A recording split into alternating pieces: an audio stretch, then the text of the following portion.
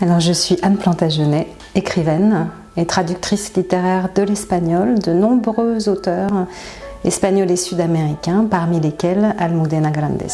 J'ai rencontré Almudena Grandes la première fois à travers un texte, le premier que j'ai traduit d'elle, qui s'appelait Les trois mariages de Manolita en français. C'était le troisième volume de son cycle.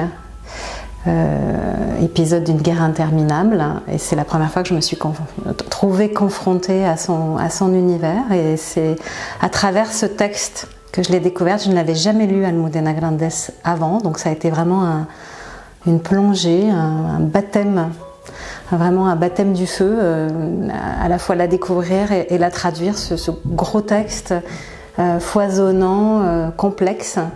Et ça a été pour moi effectivement un grand moment. Il y a eu après et avant ce texte-là.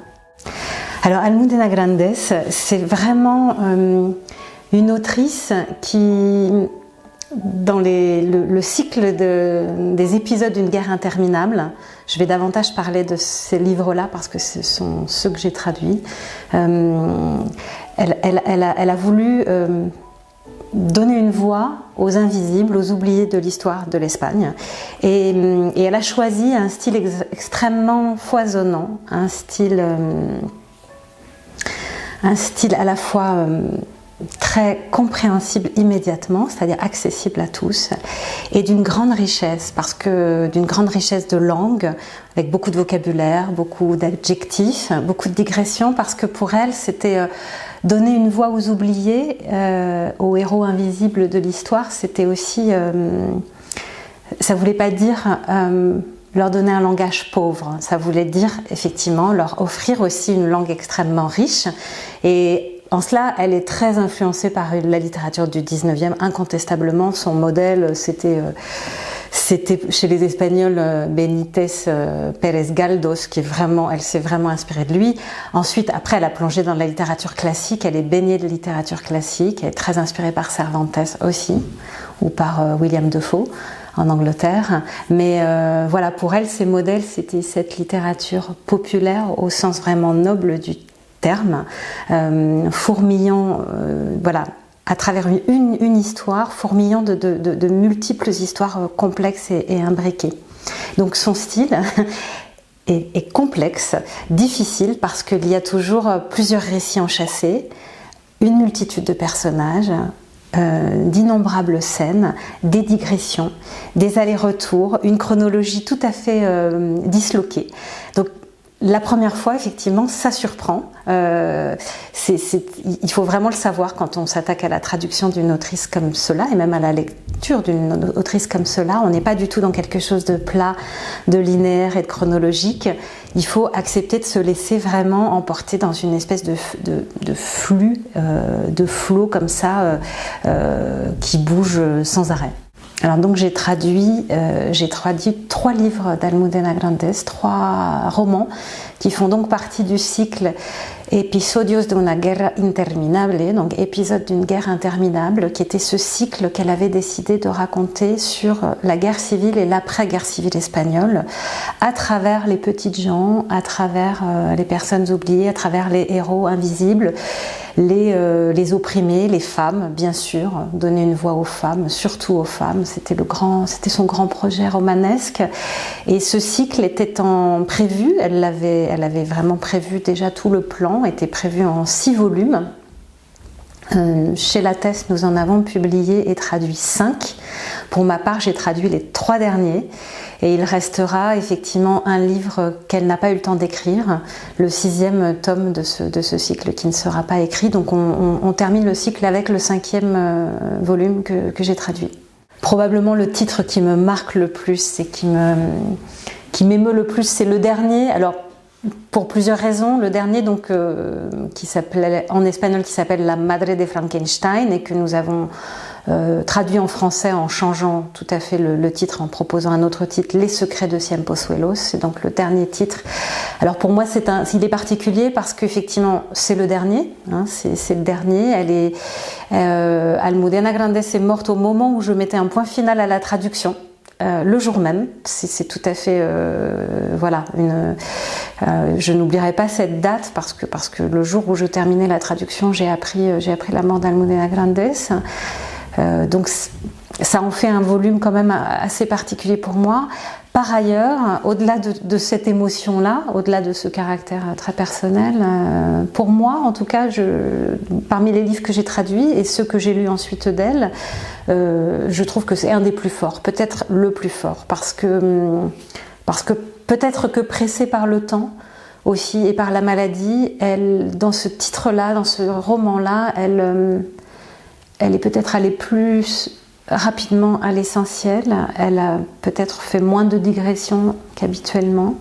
Et ses caractères, son personnage féminin principal est vraiment un des plus beaux, je trouve, un des plus émouvants de tout ce qu'elle a pu écrire. Et l'histoire est très forte. L'histoire, comme d'habitude, s'inspire à la fois de faits réels, parce qu'elle a toujours fait ça, Almudena, dans tous ses titres, dans tous ses romans.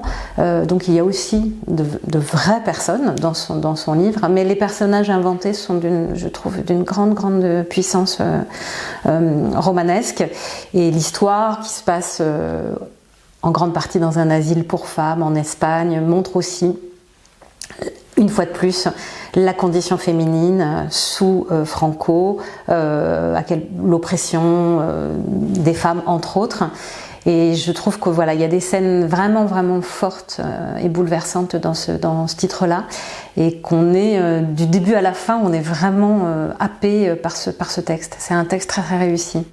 Pour moi, c'est un privilège de traduire une autrice comme ça.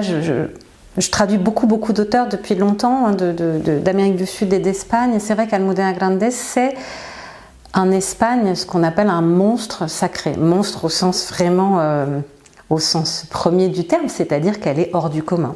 Elle a quelque chose de complètement, elle a une dimension hors du commun, et une dimension en effet un peu mythique, quoi. Alors en France, peut-être qu'on ne perçoit pas tout à fait cette dimension. Je l'aperçois vraiment. Je sais ce qu'elle représente, Almudena Grandes, en Espagne. Donc le jour où on m'a proposé de traduire Almudena Grandes, ça a été pour moi en effet un honneur, un privilège et à la fois un défi.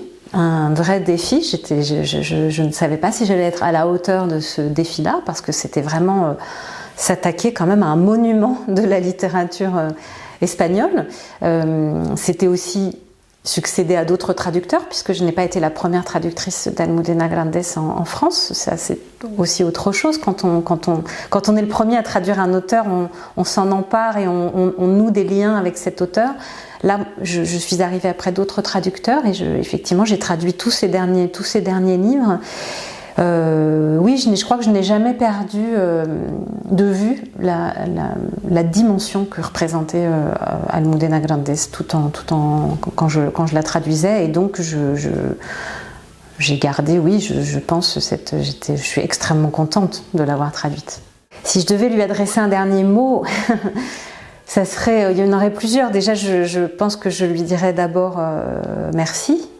Merci et bravo d'avoir consacré toute sa vie à la littérature, d'une part, à cet art très noble qu'est la littérature, et à travers sa littérature, ce qu'elle a choisi d'écrire, donc de donner une voix aux femmes, vraiment, d'essayer de porter ce combat féministe qui était le sien à travers les lettres. Ça, j'aurais envie de lui dire vraiment merci, bravo. De lui dire en effet ma fierté d'avoir été sa traductrice, c'est sûr. Mon regret de ne pas l'avoir rencontrée en vrai, en personne, de ne pas avoir pu passer quelques heures un jour avec elle à Madrid et d'échanger sur beaucoup de sujets, la littérature, le foot. C'était une grande fan de l'Atlético de Madrid. Voilà, j'aurais aimé parler avec elle de beaucoup de choses et de politique, bien entendu.